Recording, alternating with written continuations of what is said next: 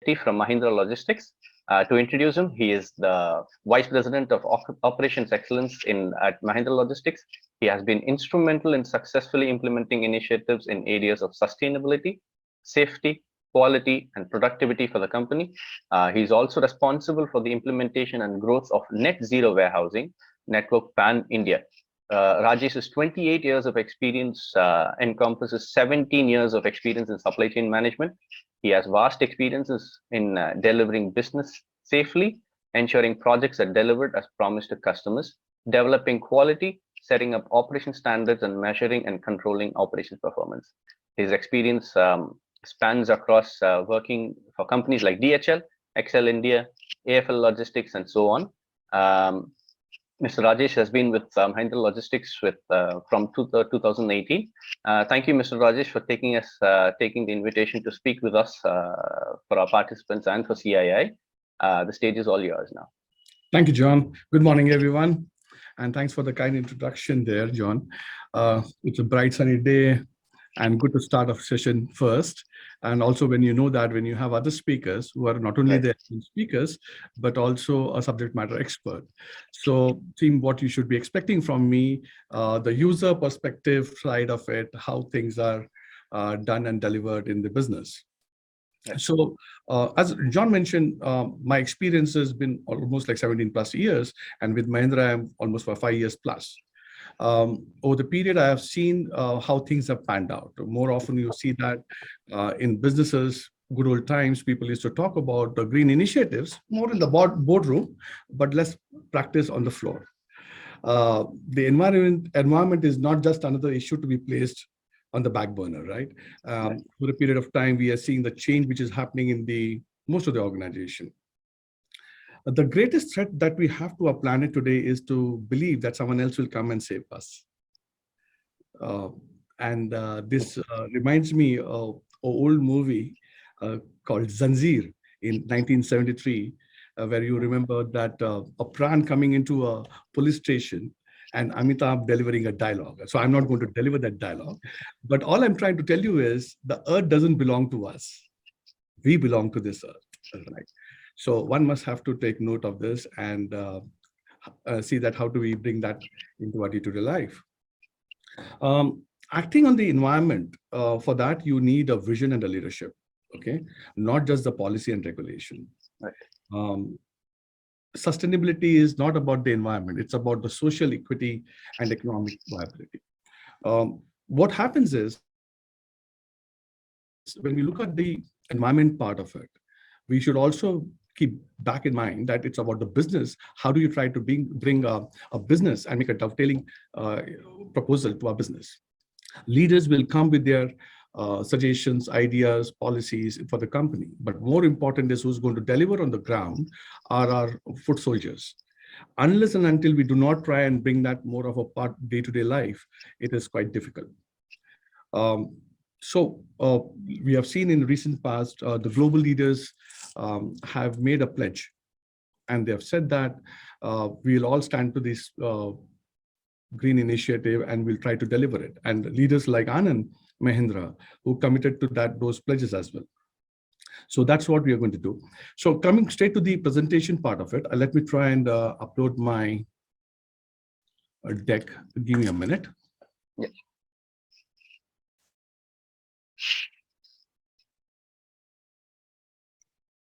Just let me know if you're able to see this. Yes, sir. We can see your screen. Okay. There we go.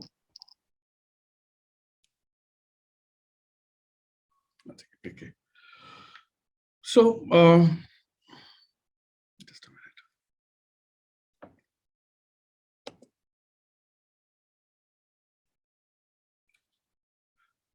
So about us, Mahindra as a group, as you know that it's a 75 plus years company. Our core values are pretty strong, and there are various companies, which are a federation of companies that we have under Mahindra Group. Our purpose is to drive positive change in the lives of our communities. If you see each of the organizations that we have under Mahindra Group, they have their purpose, which is aligned to the group purpose. So That's how we are being. And our core values are very, very strong. And we ensure that we stand by to our core values. Coming on to Mahindra Logistics, we are in our integrated supply chain solution and mobility solutions. We have a different set of businesses that we have. One is on the stores online feed, warehousing, transportation, that is where we manage the FTL, PTL, courier services. We have a mobility as a service. We have a freight forwarding. Now, while we look at the solutions, these are all a bespoke solution that we provide to a customer. We are an asset-light company, and which means that we have a very limited number of our own assets, and more we try to look at the lease facilities for our warehouses. And for the transportation piece, we have a business associate with whom we work. It gives a great value to us while we work with our business associate, because India is quite diverse, and you have a different pockets wherein people are pretty strong in those territory. And if you have those partners with you, it's very easy for us to bring the standardization and to provide a best solution to our customer.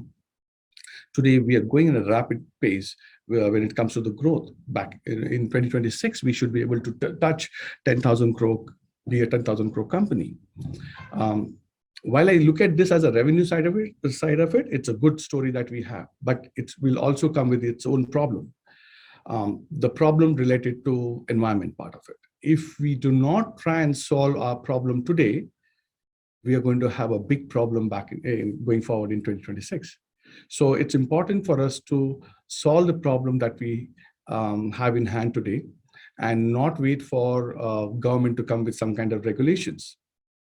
Let me tell you, when it comes to regulation, more often than not, we tend to pay fines, right? The best example is of seat belts, right? When it comes to safety.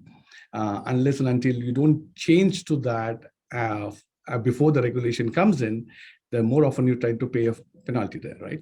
So we want to make a change before the regulation could come in, and it's also in our own interest. We decided that any change that we bring in got to be well understood by people down the line, and it should be part of their life, and not to make something quite difficult for them to comprehend. So with that at the backdrop, Mahindra Logistics has taken green initiatives quite seriously, and it's a part of our strategic initiative also. Coming on to the success part of it, for us, the customer, what they achieve, truly that what they deserve is a success for us. It's not about our success. Our customer success is our success. Having said this, like I said, our solutions are more of a bespoke solution that we have. So it has its own challenges. Customers do have their own assets. They have their own warehouses. So in warehouses, we have two types. One is a brownfield sites, which are already designed. We have very less that we can do at that particular site, but there are certain opportunities there as well for us to work on. And second is a greenfield site, which are more of a built-to-suit sites, which we have. These are the sites which are built as per our specification, our standards. So all initiative related to safety, environment, all that are being done in these sites. Today, we have a pan-India footprint of almost like 19 million square feet, out of which our built-to-suit sites are almost like 4.5 million. By this year end, it's going to be almost like 6 million, which is almost 23% plus. So that's the approach that we are trying to take it, because it enables us to give a better productivity, manage volume spikes, and ensure that all the sustainability initiatives are driven. Looking at the carbon neutral goals that we have, we are looking at 2018 as a baseline. And the greenhouse gas emission target, what we have set for us, is to at least by 2033 to go up to 88%. And when it comes to this is for scope 1 and 2, and scope 3, which is almost like 69%. I will talk about that more in detail in the subsequent slide. So what are the initiatives that we can look at? We can look at looking at energy efficiency savings, looking at the electrical vehicles for a mobility part of it, ensuring the SBTI has been managed, because what is not monitored and measured cannot be delivered. So it's important that you manage and monitor the consumption that has been done and the savings that we are trying to generate. So that's super important for our business. When it comes to the initiative part of it, in scope in 1 and 2, today what happens is, as you're all aware, if I have to talk about my customer, what is there within the 4 boundaries comes under scope 1, what my customers are doing, right? So when I'm providing a solution to my customer, for them, scope 2 is what I'm doing. So when I'm managing the business, for us, scope 1 is what we are managing within our 4 walls. And scope 2 is what we are trying to deliver through our business associate on the roads. That is transportation part of it. So the minute you look at the value chain, whatever we try and take an initiative, eventually it will help our customers as well. And it helps everyone in the chain, be it my business associates who does in the transportation part of it, which we'll monitor and we'll measure that. Whatever we do it, and that will be rolled back to our customers. That's how it will go as a chain. So coming on to the areas that we are looking at an improvement, especially on the warehousing and stores and line feed, solar energy is a part what we see as a opportunity for us. Green warehouse that we see, energy management, EcoPilot, I will talk about that. It's going to be the thing in the future. And the pallet covers some initiatives that we have taken on that side. On the transportation side of it, transport optimization and the route optimization is very critical, because the more you look at the transport optimization and the route optimization, it not only helps you to reduce the travel time and save cost, but also from the emission point of view, it helps you to reduce those emissions as well. So as I said earlier, it is important that how you try to bring in your business interest to the green initiatives. So both has to get converged at one point of time. So it becomes much more easier for people to comprehend down the line, and they will be able to deliver that. On the Earth admin side of it, we follow the Earth hour every month, and we try to keep our all offices, warehouses shut for the power point of view for 2 hours, and that's been done very religiously at all the locations. Okay? So step towards innovations. In the Green Warehouse Initiative, what we have seen is, first is about the layout and the location. Where we look at the location, it is important to see that how well we will be able to manage the transport movements, vehicle movement. The lesser movement that you have, it helps the entire facility. The second is about having the proper air circulation. Now, whatever you have in a proper air circulation, it also helps you on a HVAC. Now, in terms of low reduction, in terms of a reduction to the entire emission that we have. Better lighting. So as you have a natural light into the warehouse, it helps you to have a less consumption of energy. A waste management system, HVAC I already have spoken about. Smart building, where how can you bring in the new age technology, where IoTs can be or you can bring in sensors that we can bring in to save energy. And the recycling of material that you can do for building your offices, pallets, and other things, which we'll talk later. At Mahindra Logistics, whatever the initial sustainability initiatives that we take, these are being managed not only at the site, but at centrally also. Be it about energy part, solar, EV charging, water management, air quality index, STP, food decomposers. So in our reviews, and we ensure that these are being discussed more often. And we see that how are we making a progress on each of these elements. Coming to the solar part of it, this will be quite interesting to many of us. We also look at what is the benefit that we are going to get if you have a solar plant. And now, if you see the one in the green, these are the states where you have a net metering, which means whatever you generate as a power, you can put that back to the grid. And when you try to consume the raw energy, it gets offsetted with that. So you have a saving. On the right-hand side, you will see in the table that with each of the locations, the grid tariff, you will see that, and the solar tariff you have. Now, mind you, as you're going to pass, the cost of grid tariff is going to go up. The saving what you generate will be much higher. But what you see on the red on the left-hand side, in these states, at this point of time, there is no net metering available, which means that at one point of time, it will definitely, they will come up. But whatever you consume today, generate today, you have to consume them as well. So that the details that we have by states. On the green initiatives, if you look at the harmonic panel, now, whenever you try and take a raw power, more often you will see that the supply is not clean. And if you don't do a harmonic system out there, there's a high chances of your asset getting damaged. Now, if the minute you put LAPEC and the harmonic panel, it helps you to reduce the consumption part of it, and the second, your assets are well protected. The second is on the time with the contactor for LDB and MHE circuits. So today, whenever we have a break, people normally don't take much of initiative to put off those lights. But what if I put a timer to my LDBs, and I know my lunch hours, I know my dinner timings, meal hours, break times. In those times, if you set the timer there, automatically the supply will get cut. You'll be able to save energy there. Okay, let me try and minimize this part of it. Yeah, the third is about the metering for each feeder.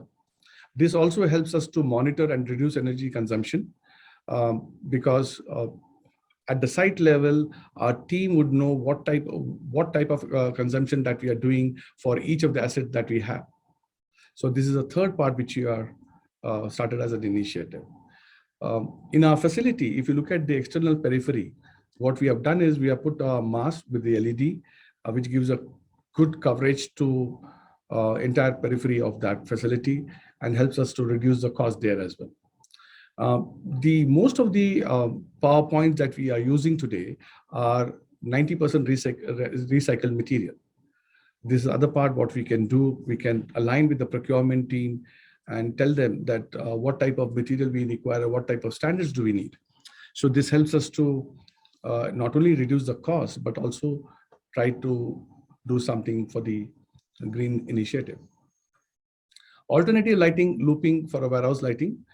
So what we do is each of the areas that we have, those have been looped well. So when you try and go into that particular area, you switch on the light, and now you also have a sensors there, which enables you to switch off the minute people move out of that facility. This also helps us to reduce power consumption and helps us to reduce the CO2 emission. This is quite interesting about the AC part of it. Today, in India, people normally try to keep an AC at 16 degrees. You'll be surprised to know in Japan, there's a norm that you have to keep a temperature at 28 degrees Celsius. But India, we have a tendency to keep it at 16 degrees. And gradually we try to increase. So what we have done is we made a system wherein people will not certainly accept 28 to begin with 24. Now, when you start keeping the temperature at 24, it builds a less pressure onto your compressor and helps you to save energy. The second part is the compressor should be well covered with the canopy. If you have a direct sunlight coming onto your compressor, the consumption will be relatively high. As we speak about the ACs, you would be aware in Jan 23, the new regulation has come for the conventional fan.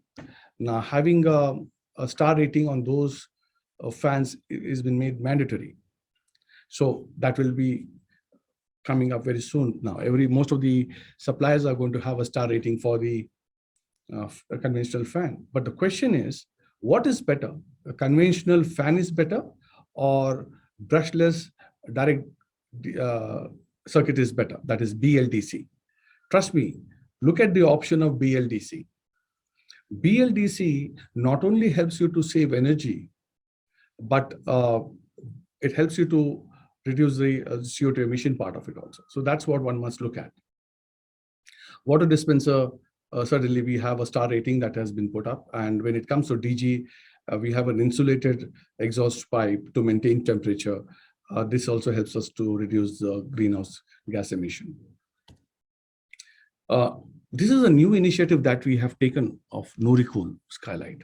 Now, in warehouses, you must have seen the translucent sheets have been used for the daylight, right? Which is much better than the earlier one where we had no daylight coming into the facility. But the new technology is about NoriCool. What happens in this is, in translucent sheet, if I have to talk about a 90-meter length, if you have to cover, you will try to put the translucent end to end. But in this case, for the 90-meter, you may have to use 3 of these. And with the translucent sheet, the lux level normally you get is around 150 lux. In this, between the 2 points, you get around 200 lux. That's a good lux level that for a warehouse in a daytime. The next is, in a translucent sheet, there are many joints that you have to put. So during monsoon, you may have a leakages, but with NoriCool, it helps us to solve that problem also. Temperature in the warehouse at the ceiling height, you know that's quite high. But when you try and have a NoriCool, the temperature drops by around 4 to 5 degrees. So when Praveen spoke about the solution, warehousing solution, storage solution, and when you have a multi-tier shelving racks, people, when they have to work on the top level, it's quite difficult to work when you are working during the summer season. And also you can't keep any material, for example, rubber parts and other things in the top level. So having NoriCool, that solves our business problems as well. The jointless flow, and this is another new initiative that we have taken. In Maharashtra, we are the second one to go with this, and it helps us to reduce the CO2 emission also. Now, how does it help? Because normally when you have a joints, a sulfide is used for the joints. But as you try to have a less of joint, it helps you to reduce the CO2 emission because of sulfide. We managed to reduce almost like 162 tons of CO2 in only one facility, okay? This also helps you to have a MHE movement more seamless, because there'll be no much of problem that you will face on the wheels of the MHE, because MHE wheels, you know that, they're quite expensive. But if you have a jointless, a smooth movement that would happen, and it helps you to manage the operation much better.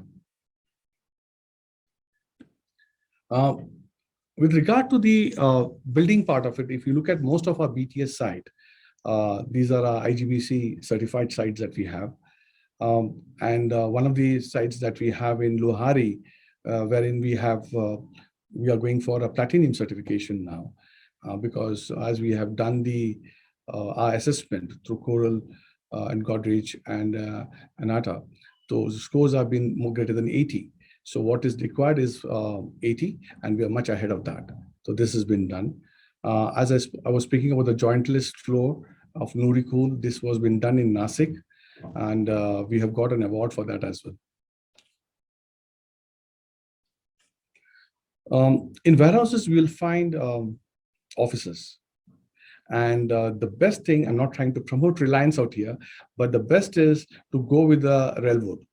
Now, this not only helps you to reduce cost, but also helps you to achieve our green initiative objectives. So be it for the office, be it for the residential requirement, railwood would be the future. It's quite eco-friendly. So even the carpet which you have used is an eco-friendly carpet that's been used. LED lightings have been used, gypsum false ceilings panels been used. So these are the one which we have done. And all the BTSs today that you see are all made of railroads. This is what I was talking about, the translucent sheet.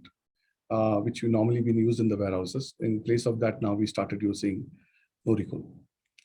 Now, the alternate switch on the aisles, which I spoke about, that those have been put in the mouth of the aisle, and when you move on to the other side of it, you can switch off from the other side as well. So alternate lightings have been done, loopings have been done. These are the initiatives that we have taken in our warehouses. So today, and the lighting, you don't need to have put a separate sensors. These days, the lights have come wherein the sensors are inbuilt. So you don't have to spend separately onto the sensors as well.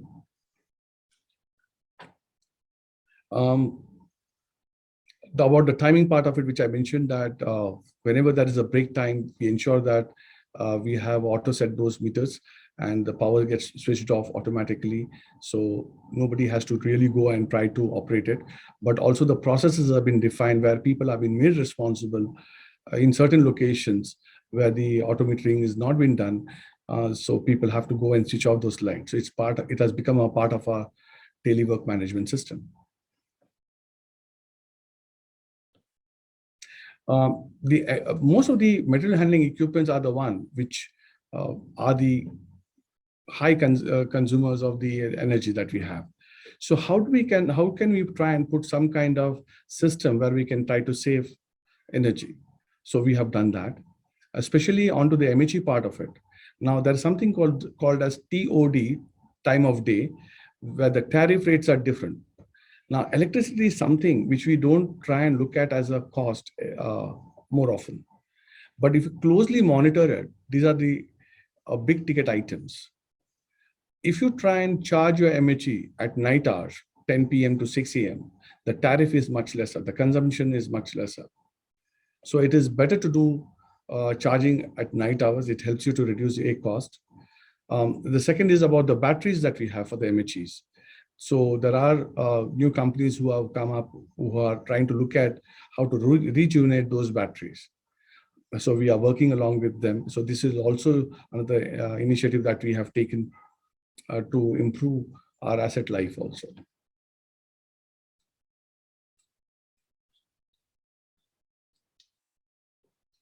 So as I mentioned about some of the initiatives that we have taken at this side, be it related to clock timer switches or energy meters, air conditioners, these all been done by us. And today in our corporate office, regional offices, warehouses, in all facilities, we ensure that these initiatives are followed. And we have also formed a cross-functional team at regional location, country level, and these are being monitored on a monthly basis. These are some of the benefits that we have gotten, and this we started last year for the energy part of it, where we started monitoring the consumption and the saving that we have generated, almost like 3 CR saving that has been generated by this year, and we have almost like 600 plus sites today. But what we have done is we have targeted limited number of sites because we wanted to ensure what we do as an initiative to be done as the best. So those sites have been taken, and those sites we are able to generate almost like 3 CR saving. So as we move forward, we'll try to replicate this in all other businesses that we have. So in terms of kWh saving, almost like 13 kWh that we have saved, 13 kWh lakhs. CO2 in tons is 1078 CO2 has been saved, and trees is almost like a 6454. So it's a great saving that we will have over a period of time that we see this, and it will help us to achieve our sustainability goals.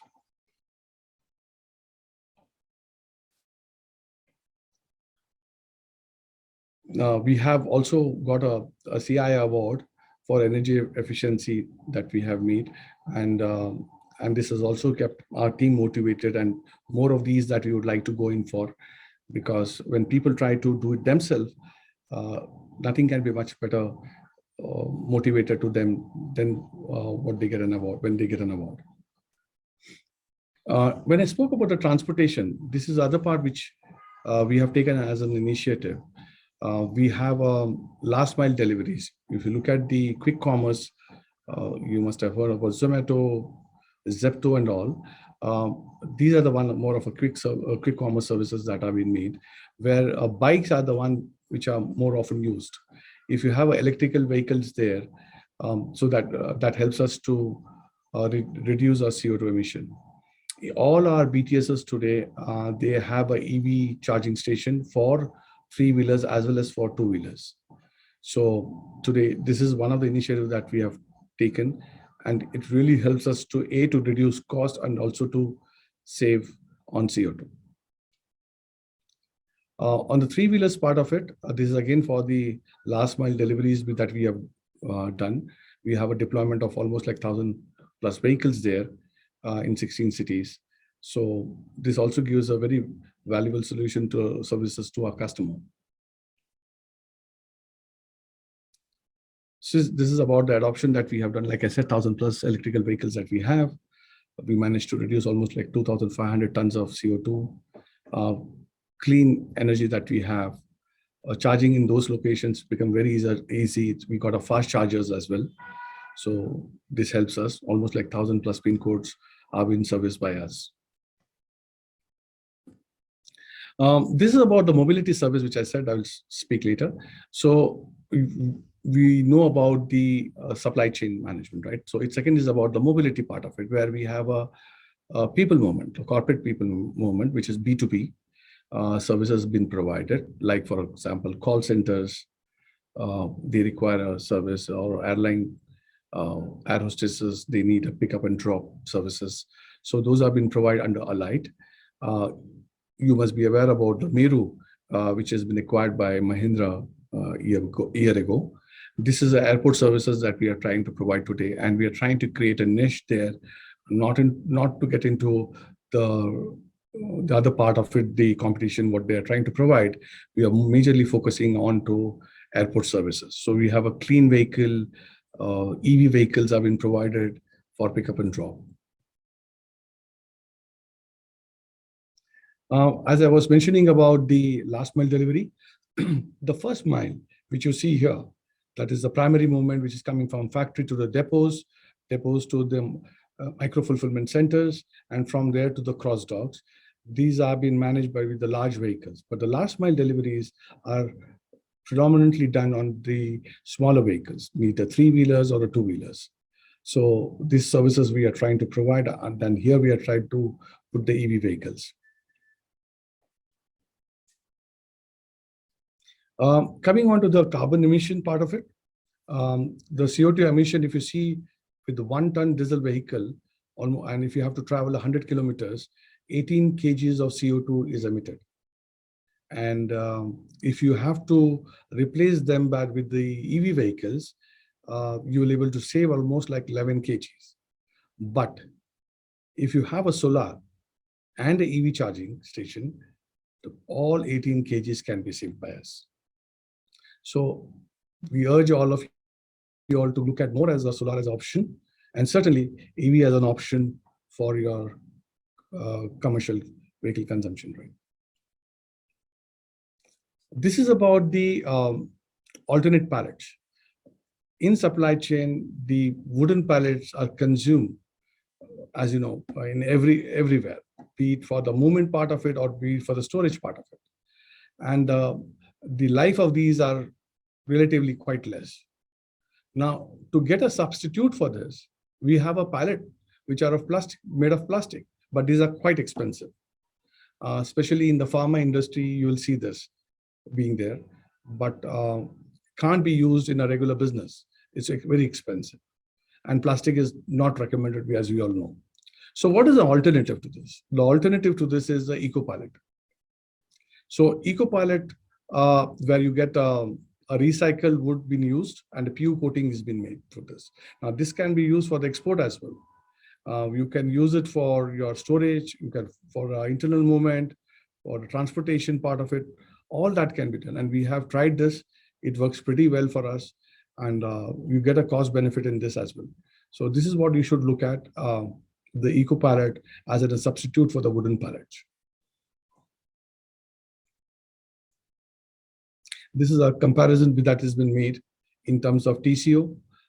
You see a would normally cost, the pallet would cost almost like 1,000 odd rupees.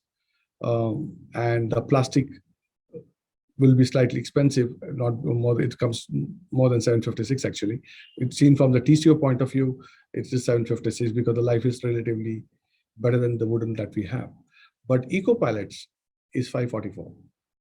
Okay, from the CO2 emission part of it, the wood is 24.7 and plastic is 96, whereas eco pallet is only 5.4. In terms of managing the weight of the pallets, it's almost same. There's no much of difference that you will see. But look at the product life. The wood will be always, the wooden pallets are only for a year. Plastic will have a life of 4 years, but eco pallet will have a life of 8 years. So in terms of serviceability also, that you have to look at. So overall, strong recommendation is to look at the eco pallet as an option to your wooden pallet.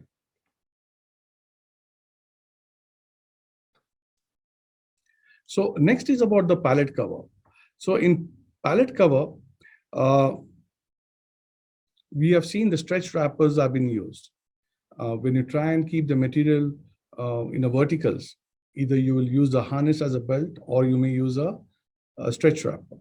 The consumption of that is quite high in most of the businesses that we have seen.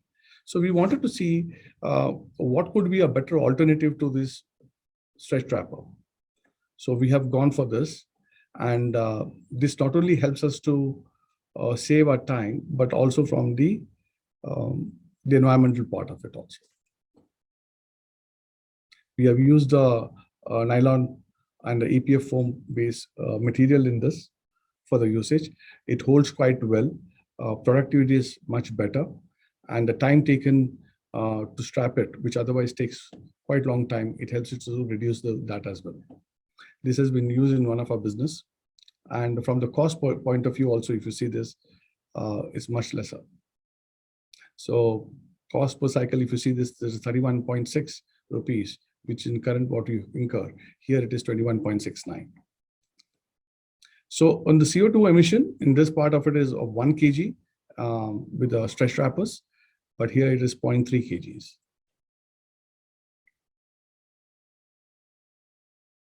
This is about the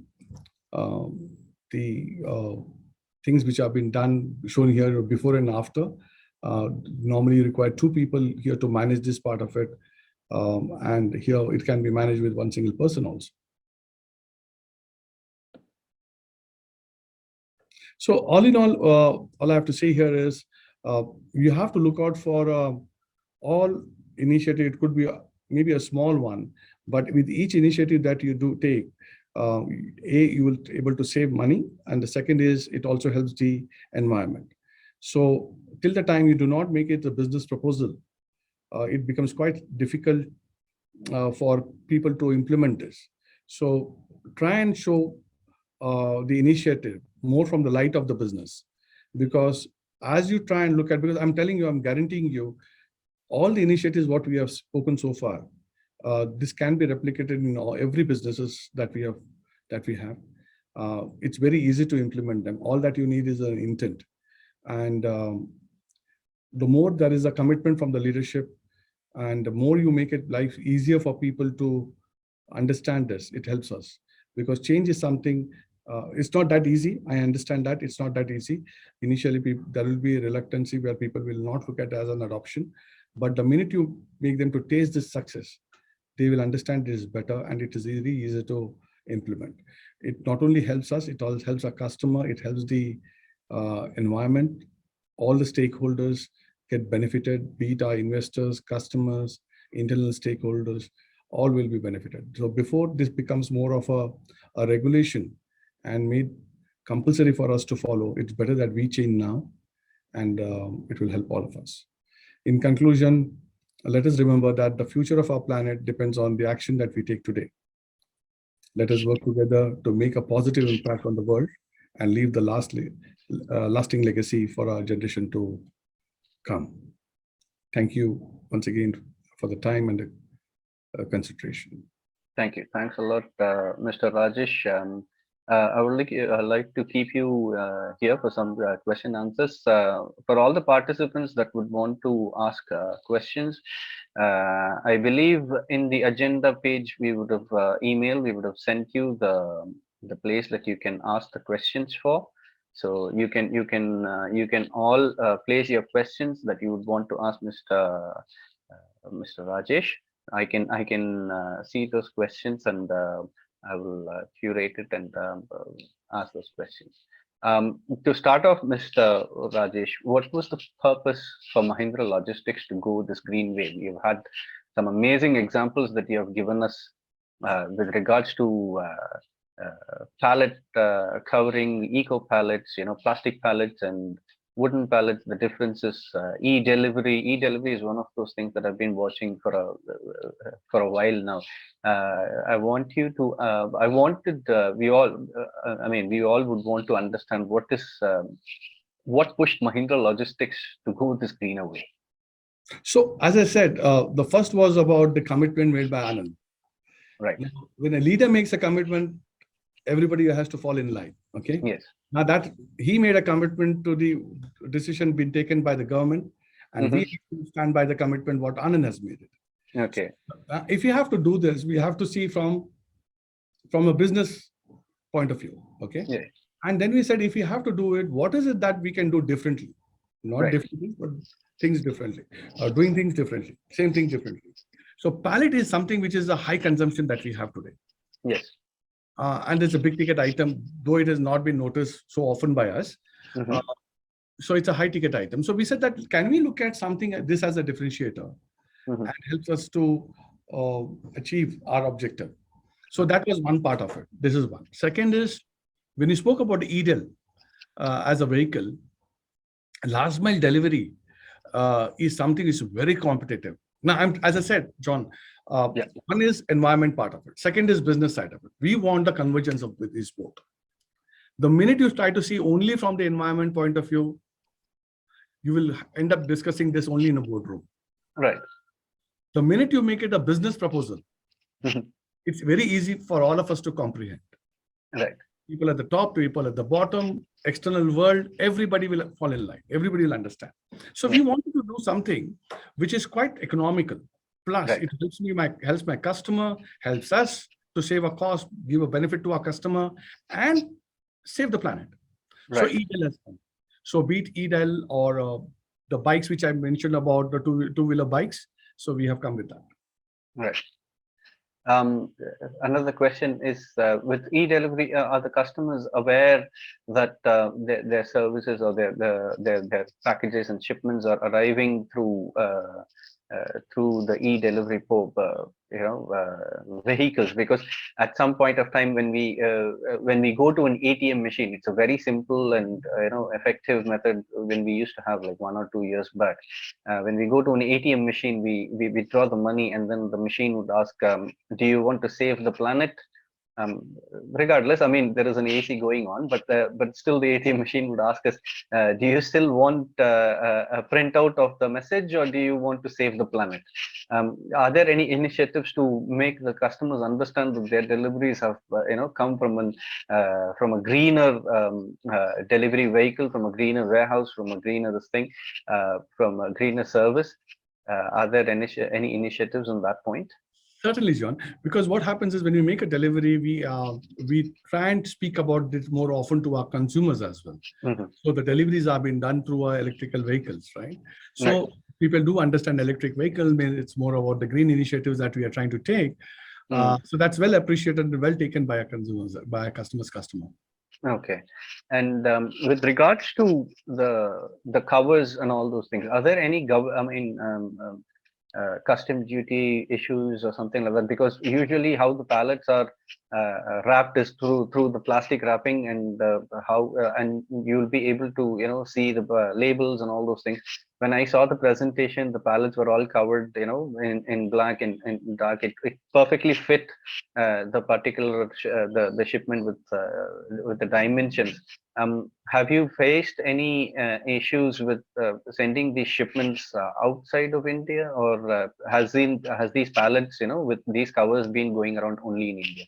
It's only for in India at pan-India? this point of time. But yes, what you said is right. Initially, we faced that as a problem because identification of the material was a challenge for us. So what we Right. did, we created a pocket there wherein you'll have a printout of that and know that which particular SKU has been Right. kept inside that cover.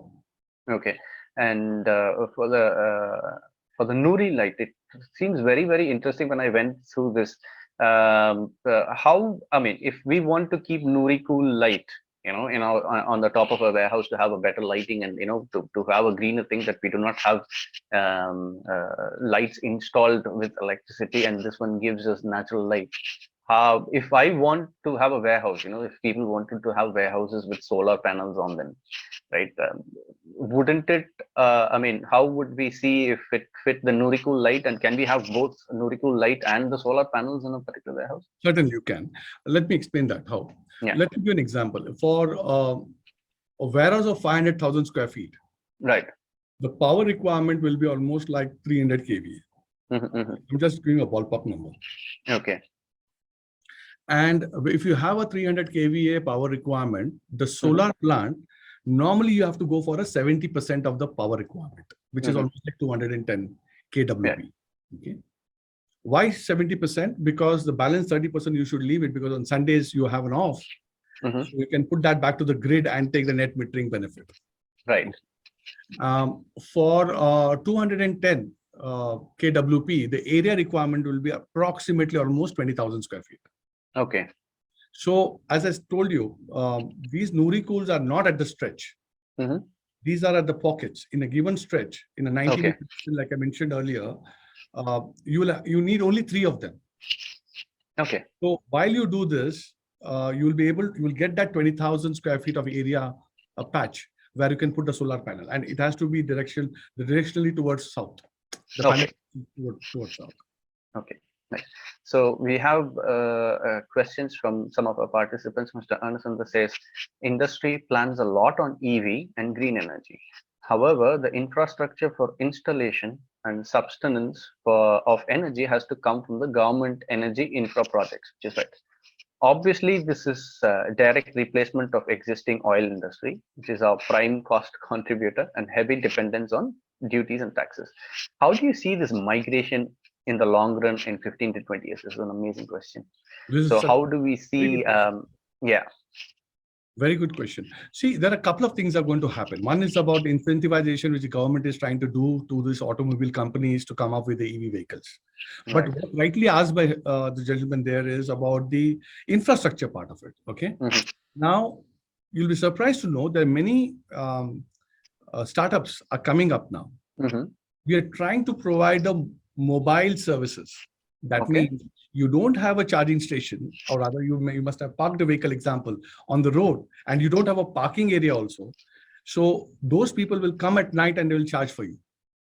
These companies have come up now, and I see they are mushrooming now.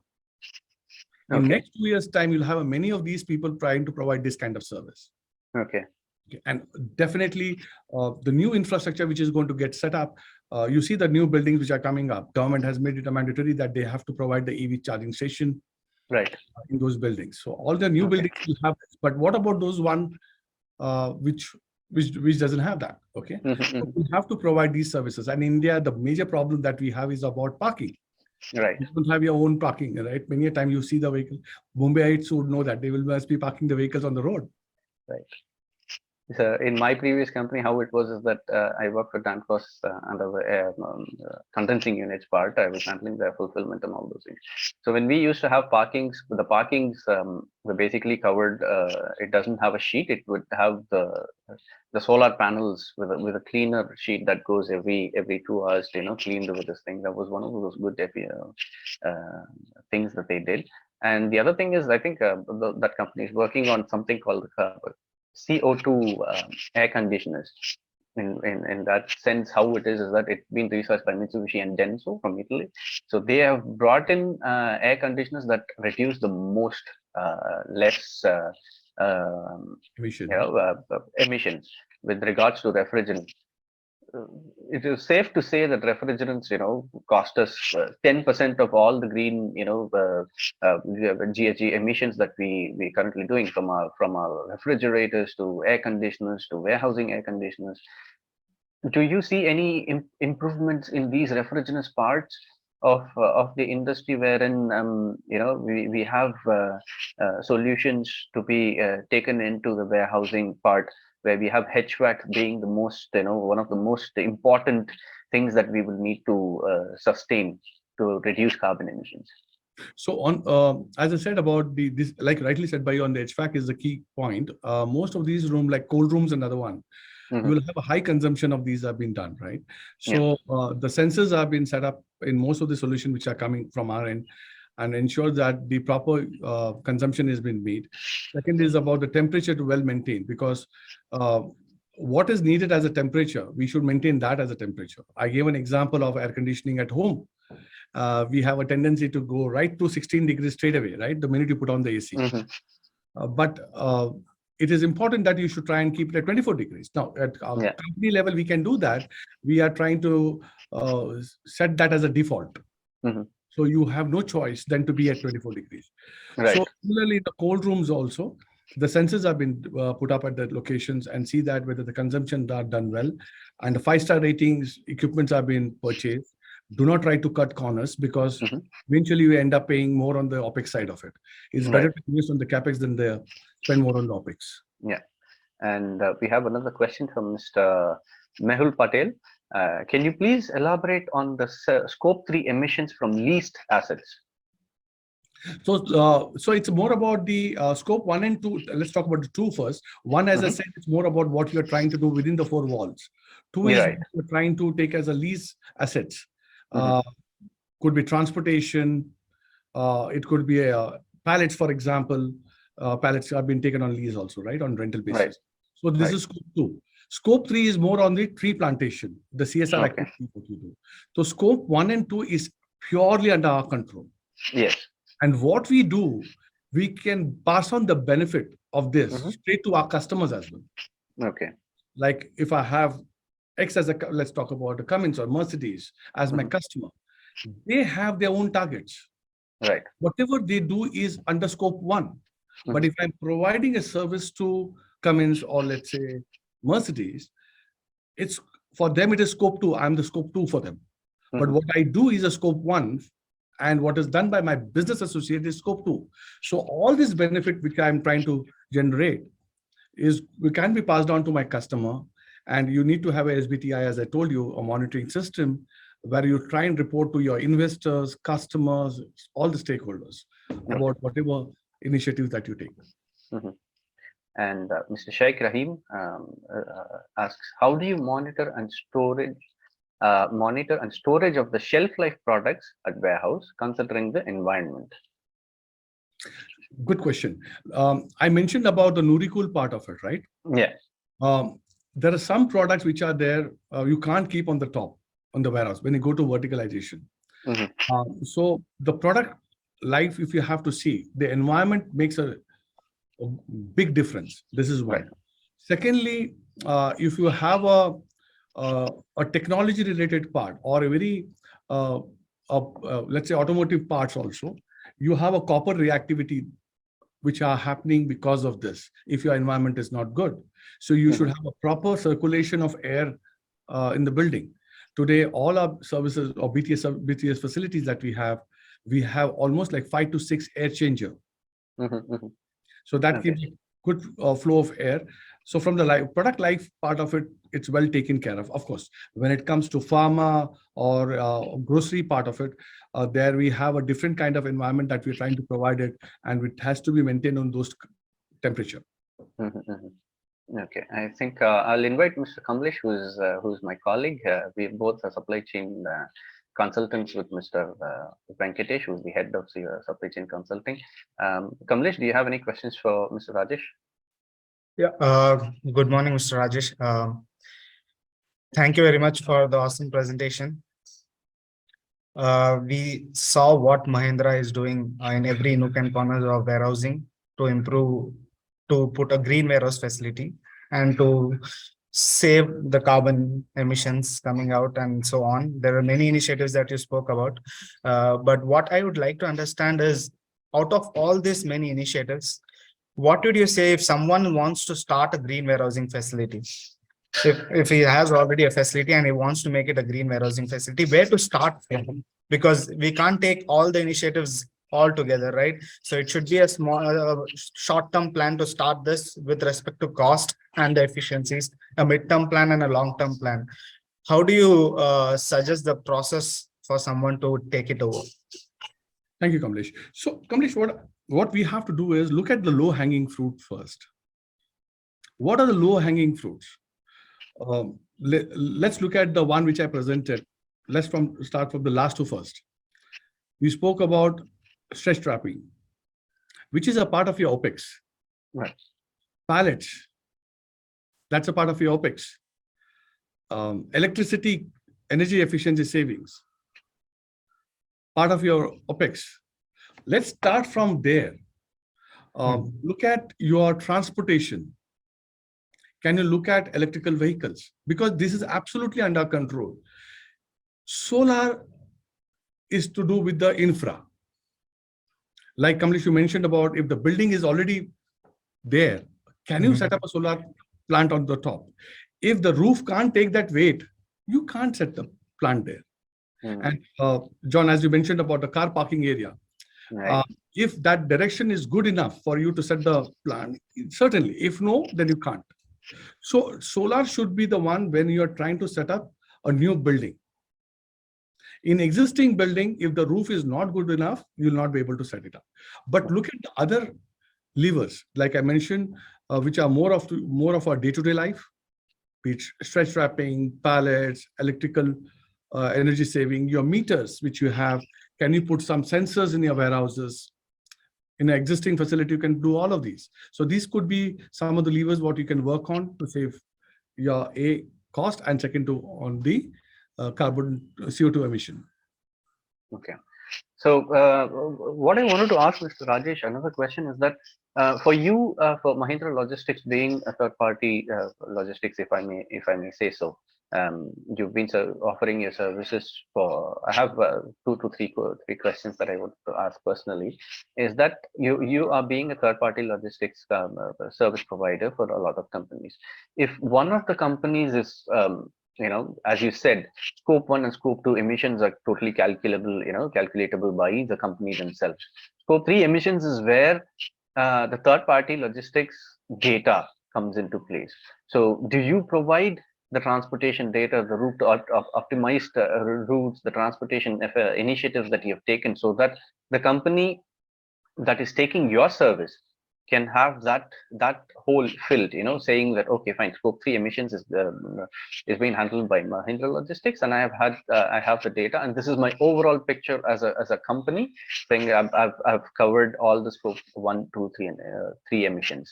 Is that an initiative that you do for your service providers? Yes, John. So what we do is something called the network designing. Okay. We do a network design for our customers. Suppose today my customers have X number of warehouses and Y cost for the transportation of that. Right. We try and give them an alternative solution and tell them that how they can save on the emission part of it, from the sustainability side of it. Of course, like I said, the bottom line will be for them the cost, that's fine. But more on the sustainability side of it, how it will help them in terms of carbon emission, optimizing the route for them to deliver, the TAT can be improved, the emission can be lesser, and definitely benefit with them with the cost. So sustainability data is already being provided to the customer whenever they ask for this, and we tell them that all these informations are with us. We have started monitoring it, because any which ways, regardless my customer asks me or not, we are going to do this. Okay. But more and more of customers, when they get to know about this, they certainly work along with us and ask us to share this information, and it really helps them. Right. And the other question was, do you have a supply chain green dashboard? Do you maintain a dashboard in which the separate the sectors of the warehousing, from delivery to transportation to storage of the particular this thing to having enough HVAC being done. All of this, is this being tracked on a separate basis for your facilities or your warehouses? And yeah, if yes, if it is it stored on a department basis? For example, is it based on warehousing, or can you do it by product themselves? Like for one particular item. So let's say if I'm storing a pen, does that happen? That what is the carbon emission with including these sectors that it goes through? From transportation to warehousing to delivery to the customer. Does it have?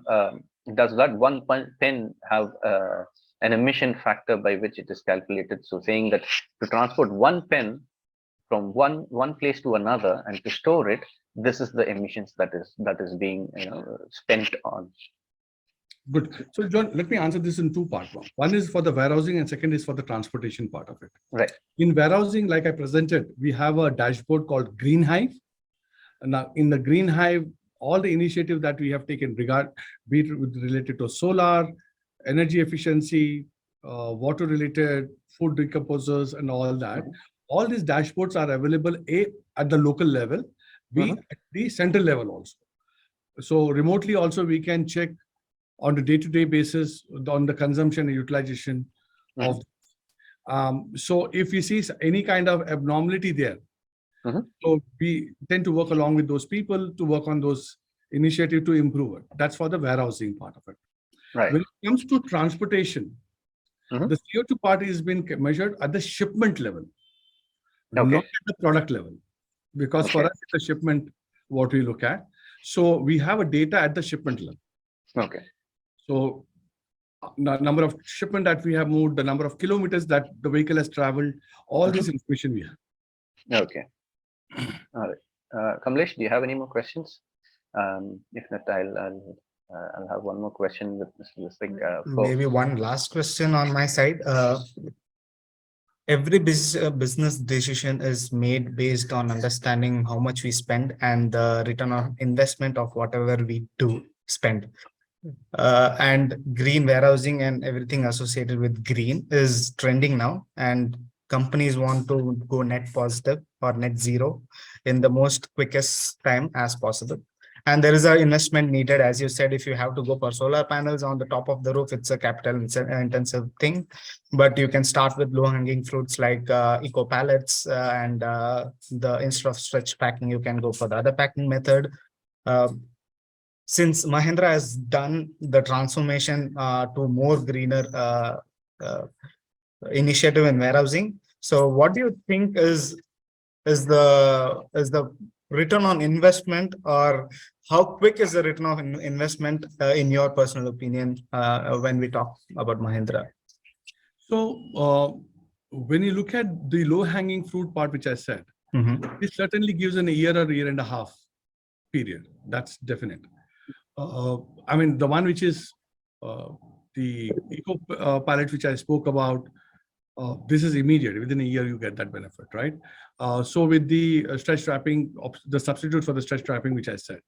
But when it comes to solar, it takes around 4 to 5 years with the IRR plus of 20 to 23%. John, you can ask your question then. Yeah. Thank you very much for your answer.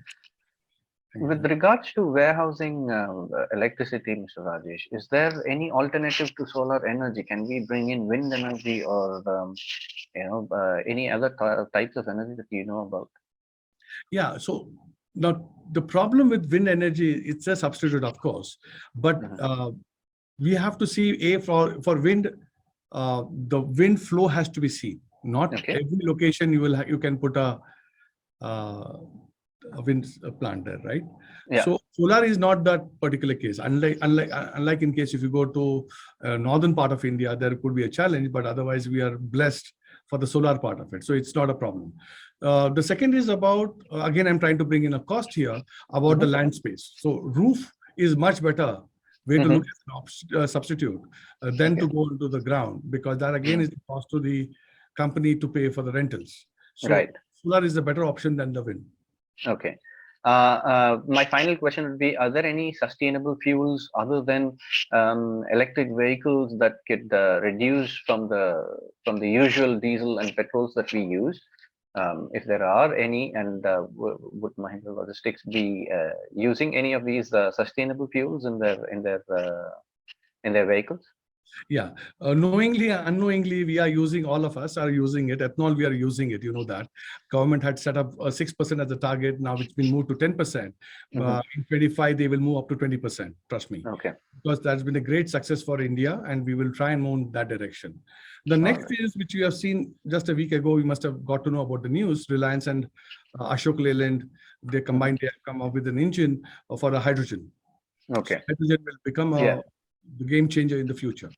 But at this point of time, I think what we are doing is on the EV side of it, and ethanol is there, which government is in which way is asking the OMCs to mix that with the petrol and the diesel. So that's been done. And from your point of view, when do you think we will be extremely green? Let's say we are now 10 to 20% green. The initiatives are really being spoken about, and people are acting up. Mahindra Logistics is one of the examples for it. We've had very good examples of how some of the initiatives can be green.